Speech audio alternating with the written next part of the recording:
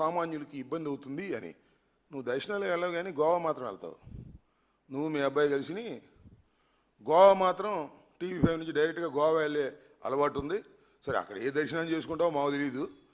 ఇవన్నీ సొల్లు కబుర్లు చెబితే వినటానికి రాష్ట్ర ప్రజానీకానికి బీఆర్ నాయుడు గురించి తెలియకపోవచ్చు, కానీ హైదరాబాద్లో ఉండే వాళ్ళకి బీఆర్ నాయుడు గారి గురించి తెలుసు, తిరుపతిలో ఉండే వాళ్ళకి బీఆర్ నాయుడు గారి గురించి తెలుసు. ఎందుకంటే చిత్తూరు జిల్లాకు చెందినవాడు కదా, అందుకని బీఆర్ నాయుడు గారి గురించి అన్ని పోసగుచ్చినట్టు ప్రతి విషయం బీఆర్ నాయుడు గారి గురించి తెలుసు అనే విషయాన్ని మర్చిపోవద్దని మనవి చేస్తున్నా. నువ్వు ఒక విధంగా చెప్పాలంటే బ్రోకర్ రాజకీయాలు చేసే మనిషి నువ్వు. అందుకోసమే నీకు టీటీడీ బోర్డు చైర్మన్ ఇచ్చాడు Chandrababu Naidu.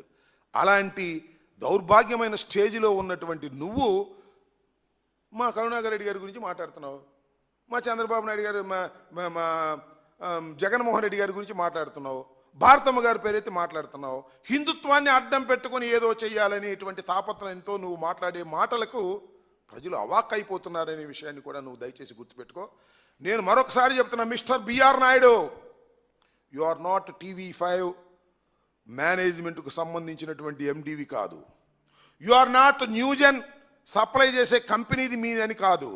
You are not ఆర్థోజన్ కంపెనీకి నువ్వు ప్రొపరైటర్ కాదు.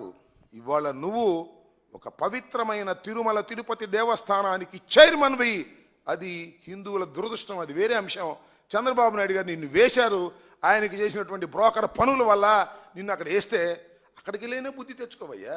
మర్యాదగా మాట్లాడు, దౌర్జన్యంగా మాట్లాడే కార్యక్రమం చేయి. మాక నాతో పెట్టుకుంటే ఎక్కడికైనా వెళ్తాను, తెగిస్తాను. ఇలాంటి సొల్లు కబుర్లు మేము చాలా విన్నాం రాజకీయాల్లో. నువ్వు రాజకీయాల కొత్త ఏమో, లేదా నీ మాటలు కొత్త ఏమో, లేకపోతే నువ్వు చైర్మన్గా అయిన తర్వాత నువ్వు చేసేటటువంటి దుర్మార్గ పనుల వల్ల నీకు ఆ రకమైన నోరులు పెగులుతూ ఉంది. కాస్త నోరు కట్టేసుకో, మర్యాదగా మాట్లాడు, నోరు అదుపులో పెట్టుకో. నోరు అదుపులో పెట్టుకోకపోతే ఖచ్చితంగా నువ్వు అనుభవిస్తావు, గుర్తుపెట్టుకోమని కూడా ఈ సందర్భంగా మనవి చేస్తున్నాను.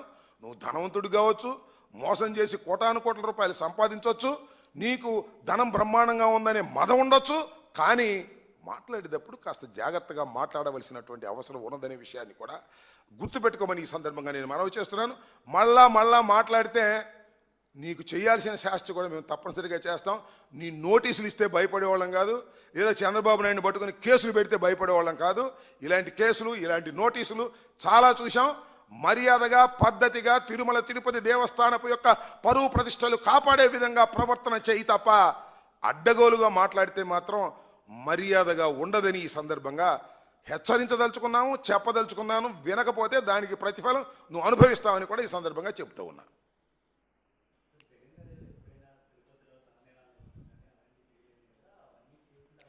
ఇప్పుడు దాన్నే అడ్డం పెట్టుకొని జగన్మోహన్ రెడ్డి గారు తలనీలాలు ఇవ్వలేదు, నువ్వు ఇచ్చావా? చంద్రబాబు నాయుడు ఇచ్చాడు ఎప్పుడన్నా? ఇలాంటి ఒక పవిత్రమైన ప్రదేశాన్ని పట్టుకొని నువ్వు ఏదో ఇష్టం వచ్చినట్టుగా మాట్లాడటం. జగన్మోహన్ రెడ్డి గారు నీలాలు ఇవ్వలేదు, చంద్రబాబు నీలాలు ఇచ్చాడు, ఎన్నిసార్లు గుండు కొట్టుకున్నాడు చంద్రబాబు నాయుడు. ఇవన్నీ కూడా తర్కించుకోవాల్సినటువంటి అంశాలు కావు. ఇది మతానికి సంబంధించిన అంశం, ఒక పవిత్రమైనటువంటి స్థలానికి సంబంధించిన అంశం. దాన్ని అడ్డం పెట్టుకొని రాజకీయంగా లబ్ధి పొందాలని ప్రయత్నం చేస్తుంది టీడీపీ. టీడీడీని అడ్డం పెట్టుకొని జగన్మోహన్ రెడ్డి గారి మీద బాణాలు వదలాన్ని ప్రవర్తన చేయటం అనేది ఏ హిందూ శాస్త్రం తెలిసిన వాడు కూడా అంగీకరించడం అనే విషయాన్ని దయచేసి బీఆర్ నాయుడు తెలుసుకోవాలి. అసలు బీఆర్ నాయుడు గారికి హిందుత్వం గురించి తెలియదు. ఆయనకి తెలిసిందంతా ఆర్థోజన్ను, న్యూజన్ను, గోవా వెళ్ళటం, ఇవి తప్ప ఏమీ తెలియదు. కాకపోతే బ్రోకరింగ్ చేసి చంద్రబాబు నాయుడు గారు ఆశీస్సులు పొంది ఇవాళ తిరుమల తిరుపతి దేవస్థానపు చైర్మన్గా ఆయన నియమించబడ్డాడు కాబట్టి ఇష్టం వచ్చినట్టు మాట్లాడుతూ ఉన్నాడు రాజకీయంగా. ఇది సరైనటువంటి విధానం కాదని మరొక్కసారి చెప్పదలుచుకున్నాను. ఓకే, ఇంకొక విషయాన్ని కూడా మాట్లాడతా, మీరు దీని గురించి అడిగే ప్రశ్నలు అయిపోతే. లేదుగా రెండో విషయం, మీరు చూశారు ఇవాళ పత్రికల్లో, అన్ని పత్రికల్లో వచ్చాయి. బుడ్డా రాజశేఖర రెడ్డి గారు తెలుగుదేశం పార్టీకి చెందినటువంటి శాసనసభ్యులు. మొన్న ఏం జరిగిందో చూశారుగా, అన్ని పత్రికలు వచ్చినాయి. ఈనాడు, ఆంధ్రజ్యోతిలో కూడా వేశారు. ఆయన ఫుల్గా తాగాడు. ఎక్కడ తాగాడు తెలుసా? శ్రీశైలం కొండ మీద గెస్ట్ హౌస్లో తాగాడు. తాగి వస్తున్నాడంట, ఫారెస్ట్ వాళ్ళు ఆపారంట. నన్ను ఆపుతారా తెలుగుదేశం ఎమ్మెల్యేని, ఈ ప్రాంతానికి చెందిన వాడిని నన్ను ఎలా ఆపుతారు అని అడ్డం పడ్డాడు. వాడిని రెండు పీకాడు. సరే అయిపోయింది అంతటితో కదా, అవలా.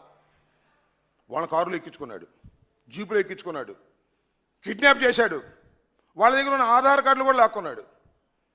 కొట్టుకుంటూ తీసుకెళ్ళేయండి, గెస్ట్ హౌస్ తీసుకెళ్ళారు, అక్కడ కొట్టారు. అడవి దొంగ వీరప్పన్ ఉన్నాడుగా, మీకు గుర్తుందా? చచ్చిపోయాడు పాపం, కాల్ చేశారు. ఆయన ఎలాగే చేసేవాడు, ఆయన చంపేసేవాళ్ళే, కొద్దిగా ర్యాంక్ తక్కువ. ఈయన మన ఆంధ్ర వీరప్పన్లాగా కొట్టారు. కొడితే ఏం జరిగిందని నాకు అర్థం కాలేదు. అన్ని పత్రికలు వచ్చాయి, కేసు పెట్టామన్నారు. ఏం కేసు పెట్టారు? అరెస్ట్ చేస్తారా? అరెస్ట్ చేసి లోపల పెడతారా? దీని మీద చంద్రబాబు నాయుడు గారు చాలా సీరియస్ అయ్యాడు. రాస్తారు ఈనాడులో, ఆంధ్రజ్యోతిలో. చాలా గట్టిగా అరిచారు, రాస్తారు ఆంధ్రజ్యోతిలో, ఈనాడులో. అంతే, ఫినిష్ అయిపోద్ది. నేను మనవి చేస్తున్నా, ఒక ఎమ్మెల్యే ఇంత దారుణంగా ఒక డిపార్ట్మెంట్కి సంబంధించింది, that is also police department, ఎందుకు వెళ్ళలేదు రాత్రిపూట? మమ్మల్ని కూడా వెళ్ళలేదు, మంత్రిగా ఉన్నప్పుడు కూడా వెళ్ళలేదు. మేము టైం చూసుకుని వెనక్కి వచ్చేవాళ్ళం. It's a tiger reserve forest. Tiger సంచరిస్తున్నటువంటి సమయంలో రాత్రిపూట అక్కడ ఏ వాహనాలు వెళ్ళకూడదు, జనం సంచరించకూడదు అనే ఉద్దేశంతో మీరు పెడితే వాళ్ళ మీద రివర్స్ అయిపోయాడు. ఇది నా రాజ్యం, మాదిది, మేము వెళ్ళిపోతాం ఎప్పుడైనా అనేటువంటి పద్ధతుల్లో వెళితే వాళ్ళు అడ్డగిస్తే వాళ్ళను కొట్టి హింసించి కిడ్నాప్ చేసినటువంటి బుడ్డ రాజశేఖర్ రెడ్డి మీద ఏం యాక్షన్ తీసుకున్నారు? కేసు పెట్టారంట. అది కూడా విన్నా.